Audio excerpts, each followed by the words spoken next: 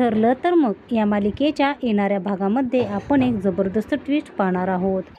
मालिका एकदम टर्न घेणार आहे। आश्रमामध्ये अर्जुन, सायली, चैतन्य आणि मधुभाऊ हे पुरावे शोधायला आलेले आहेत आणि त्याच वेळेला आता इकडे भाऊंची डिटेलमध्ये सुद्धा माहिती घरी न करता आश्रमाच्या ठिकाणी काय घडलंय हे सांगत असताना आता मधुभाऊंनी अर्जुनच्या हातात जो फोटो देऊन सत्य उलगडले आणि कोर्टातच मुळातच जो साक्षीदार आहे तो खोटारडा निघाला असल्यामुळे या सगळ्यामध्ये केस आता एकदम 360 डिग्रीमध्ये पलटले। जी साक्षीदार आहे ती मुळातच प्रिया ही तन्वी किल्लेदार नसून हा सगळा काय ड्रामा रचलाय हे सगळं सत्य मधुभाऊ, अर्जुन, सायली, चैतन्य ह्या चौघांना आश्रमामध्ये आल्यावरती उलगडलंय। आश्रमामध्ये आल्यावरती असं काय घडलंय ज्याच्यामुळे हे सत्य उलगडलं आहे ते आपण आता सगळं पाहूयात। आता इकडे अश्विनने तमाशा करून मधुभाऊंना ओरडलेलं असतं, कारण मधुभाऊंनी प्रियाला जरा जाब विचारलेला असतो की तू या सगळ्यामध्ये तू का असं केलं, तू दारू पिऊन का आलीस असं विचारलं। त्यामुळे अश्विन चिडतो आणि तो रागारागात जो तमाशा करतो त्याच्यामुळे खरं तर नुकसान होतं ते म्हणजे प्रियाचंच, कारण या सगळ्यामध्ये आवाज ऐकून कल्पना, प्रताप धावत पळत तिकडे येतात आणि अश्विन का ओरडतोय, तुझा आवाज खालपर्यंत येतोय असं ओरडायला लागतात।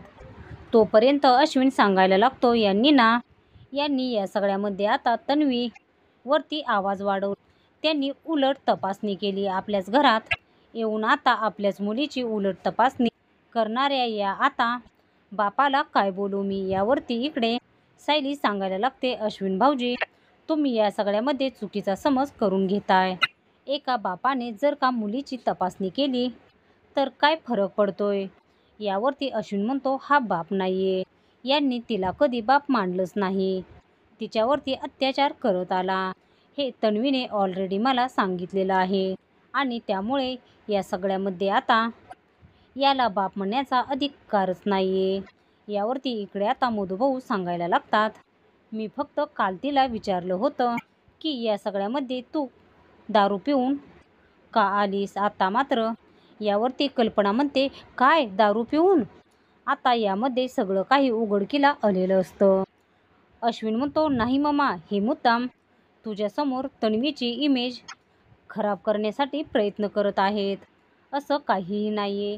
तुला माहिती आहे ना माथेरानचा व्हिडिओ, त्यावेळेला सायली वहिनीसुद्धा दारू पिऊन आली होती, पण तिला या सगळ्यामध्ये आपण तिला काय बोललो का? आपण म्हटलं ना की चुकून हे सगळं घडलंय, मग यांनी या सगळ्यामध्ये इतका इश्यू करायची का गरज होती असं म्हटल्यावरती मग मात्र सांगायला लागते, कल्पना काय झालं होतं काल। यावरती मग आता मधुभाऊ सांगतात, काल ही दारू पिऊन आली होती, मी फक्त हिला इतकंच विचारलं की तू सुभेदारांची सून आहे, तू दारू पिऊन का आलीस। अश्विन म्हणतो, खबरदार परत असं काही विचारलं तर। पण या सगळ्यामध्ये कल्पनाला हे सगळं सत्य समजल्यावरती ती आता प्रतापला सांगायला लागते, काय वाटतंय तुम्हाला तन्वीच्या बद्दल? सायली आणि अर्जुन सतत हे बोलतायत आणि त्यातच हा काल प्रकार घडला आणि मधुभाऊंनी तिला विचारलं तर यात काय चुकीचं आहे का? तिने अश्विनला जाऊन हे सगळं का सांगितलं? प्रताप म्हणतो, खरं सांगू का कल्पना, खरंच हल्ली तर मला काही गोष्टी कळतच नाहीत, मला समजतच नाहीये की काय गोष्टी चालल्यात ते, त्यामुळे मला असं वाटतं ना या सगळ्या गोष्टींचा सोक्षमोक्ष हा कुठे लावायचा किंवा कोणाला विचारायचं की खरंच काही कळत नाहीये ग मला, पण मला सुद्धा हे संशयास्पद वाटतंय, अश्विनचं वागणं मला पटलं नाही असं म्हणत इकडे आता कल्पना आणि प्रताप या दोघांनाही वागणं पटलेलं नसतं। तोपर्यंत अर्जुन मधुभाऊंची माफी मागतो, माफ करा मधुभाऊ, या सगळ्यामध्ये अश्विन जे काही वागला ना, मला या गोष्टी अजिबात त्याच्या आवडलेल्या नाहीत, म्हणजे खरं सांगायचं तर या सगळ्यामध्ये आता अश्विनचं वागणं हे पूर्णपणे चुकीचंच होतं, पण ना तो असा का वागतोय, त्याचं काय चाललंय कळत नाहीये, ते सगळं जाऊ द्या, आता आपल्याला आपल्याला जायचं आहे ते म्हणजे आत्ताच्या आत्ता आश्रमामध्ये. आश्रमामध्ये गेल्यावरती काही गोष्टींचा उलगडा होईल. यावरती मधुभाऊ सांगायला लागतात, जावई बापू मला पण तुम्हाला काहीतरी सांगायचं आहे. तन्वीच्या रूममध्ये ज्या गोष्टी सापडल्यात त्याच. यावरती अर्जुन म्हणतो, अजिबात नाही, आता इथे काहीही बोलायचं नाही मधुभाऊ, कारण या सगळ्यामध्ये आता जर का आपण काही बोलायला लागलो ना तर उगाचच आपल्यावरती बिनबुडाचे हे असे काही आरोप केले जातील ना की ज्याच्यामुळे पुन्हा पुन्हा तुम्हाला मला या सगळ्या परीक्षांना सामोरे जाण्यासाठी तोंड द्यावं लागेल. म्हणून मला काय वाटतं, आपण आश्रमात निघूयात. मग सायली, चैतन्य, मधुभाऊ, अर्जुन सगळेजण आश्रमात जायला निघतात. ज्या वेळेला सायली, अर्जुन, चैतन्य आश्रमात येतात, आश्रमात आल्यावरती इकडे मधुभाऊंच्या सायलीच्या डोळ्यासमोर आश्रमातले जुने दिवस राहतात. याच आश्रमात तिचं बालपण गेलेलं असतं. याच आश्रमात मधुभाऊंची हयात गेलेली असते. आणि ते सगळं ज्या वेळेला त्या दोघांच्या नजरेसमोर येत असतं, या सगळ्यामध्ये दोघंजण सुद्धा खूपच गडबडलेले असतात आणि दोघंजण विचार करायला लागतात, या प्रियाच्या मूर्खपणामुळे आपल्याला या सगळ्यामध्ये आता आपला आश्रम हा असा सोडावा लागला, असा विचार ते करत असतात. आणि त्याच वेळेला पोलिसांची परमिशन घेऊन अर्जुन आतमध्ये येतो. आतमध्ये आल्यावरती अर्जुन सांगतो, हे बघा आपल्याकडे वेळ फार कमी आहे. मधुभाऊ आपल्याला काय पुरावा शोधायचा आहे हे मी तुम्हाला सांगतो. नक्की काय घडलं होतं हे तुम्ही त्या दिवशी सांगायचं. तुम्ही कुठे उभे होता, तुमच्यासोबत काय घडलं हे सगळं डिटेलमध्ये सांगा. मग मधुभाऊ सगळं काही आठवून सांगायला लागतात.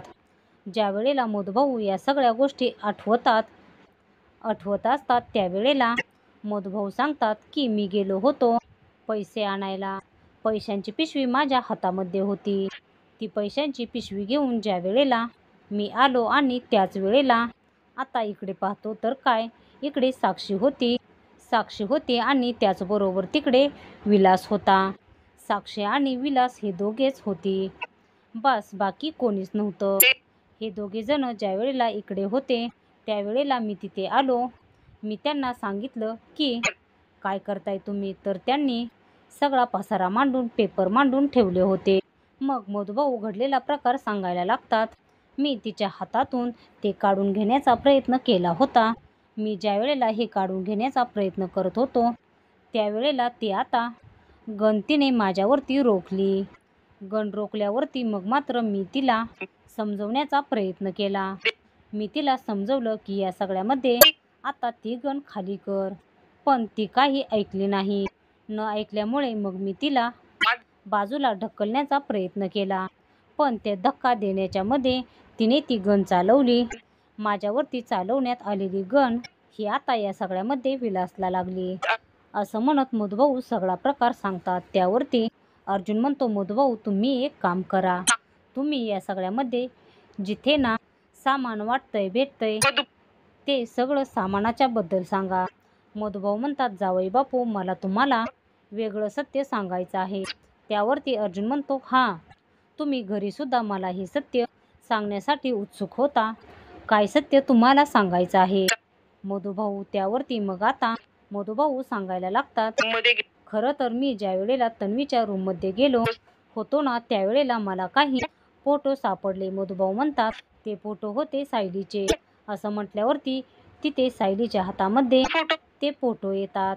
सायली फोटो बघते आणि म्हणते, मधुभाऊ हा तर फोटो माझा नाही हो, हा फोटो प्रियाचा आहे. असं म्हणत रडायला लागते. माझा फोटो पाहायची मला खूप इच्छा आहे. त्यावरती मधुभाऊ म्हणतात, नाही बाळा, हा फोटो तुझाच तर आहे, म्हणून तर मी तुम्हाला दोघांना हे सांगण्याचा प्रयत्न करत होतो की हा फोटो तिच्या रूममध्ये तिकडे कसा. अर्जुन म्हणतो, नाही मधुभाऊ तुमचा काहीतरी गोंधळ झालाय. मधुभाऊ म्हणतात, हे कसं शक्य आहे? अर्जुन म्हणतो, हो कारण हा तन्वीचा फोटो आहे. तुम्ही आमच्या घरातले मोठे मोठे होर्डिंग नाही का पाहिले? आमच्या घरामध्ये जे काही मोठे मोठे पोस्टर आहेत ना ते सगळे पोस्टर तन्वीचेच तर आहेत. यावरती मधुभाऊ सांगायला लागतात, नाही असं काय करताय? मी माझ्या साऊबाळाचा फोटो बरा विसरेन. मी माझ्या साऊबाळाचा असा फोटो विसरूच शकत नाही. मी तुम्हाला ते सांगण्याचा प्रयत्न करतोय की माझं साऊबाळ हाच फोटो आहे. अर्जुन म्हणतो, नीट बघा. मधुभाऊ म्हणतात, असं काय करताय? अहो, दुसरा मी सेम टू सेम माझ्या घरचा फोटो तुम्हाला दाखवतो. तुम्हाला फोटोचं सत्य दाखवतो. हा फोटो बघा, याच्या मागे काय लिहिलेलं आहे. याच्या मागे 12 डिसेंबर 2000 असं साल दिलेलं आहे 5. यात सायली आता साऊ मला भेटली होती. असं काय करताय? आता अर्जुन तो फोटो हातात घेतो आणि तो म्हणतो, मधुभाऊ तुम्ही काहीतरी गल्लत करताय का? मधुभाऊ म्हणतात, नाही, मी गल्लत करत नाहीये. या सगळ्यामध्ये आता मला एक गोष्ट इतकी समजते की मी ज्या वेळेला माझ्याकडे साऊबाळ आली होती ना, तिचा हा फोटो आहे. पण हा फोटो प्रियाने तुम्हाला का सांगितला नाही हे मला माहीत नाही. अर्जुन म्हणतो, माझ्या लक्षात गोष्टी आलेल्या आहेत. केसचा पुरावा आपल्याला सापडलेला आहे. ही मुळातच तन्वी नाही. तुमच्या म्हणण्यानुसार सायली तन्वी असेल तर हिने सायलीचं गाठोडं चोरलंय आणि गाठोडं चोरून आता या सगळ्यामध्ये तिने हा डाव साधलेला आहे. असं म्हणत अर्जुनच्या लक्षात गोष्टी येतात आणि अर्जुन म्हणतो, आता आपल्याला एकाच वेळेला दोन सत्य सिद्ध करता येतील. सगळ्यात म्हणजे सायली ही तन्वी आहे आणि प्रिया ही तन्वी नाही. आपल्याला आता हे कळाल्यावरती आपण दुसरं सत्य करू शकतो की ते म्हणजे मुळातच जी साक्षीदार आहे तीच खोटे आहे आणि त्यामुळे तिला या सगळ्यामध्ये एकटं कोणीही मदत करत नाहीये. तिला या सगळ्यामध्ये मदत करणारी कोणीतरी तिसरीच व्यक्ती आहे. म्हणजे आता महिपत आणि साक्षी मुद्दामच आता या सगळ्यामध्ये कदाचित आपल्यावरती लक्ष ठेवायला तिला पाठवलंय आणि आपल्याला ट्रॅकमध्ये अडकवलंय.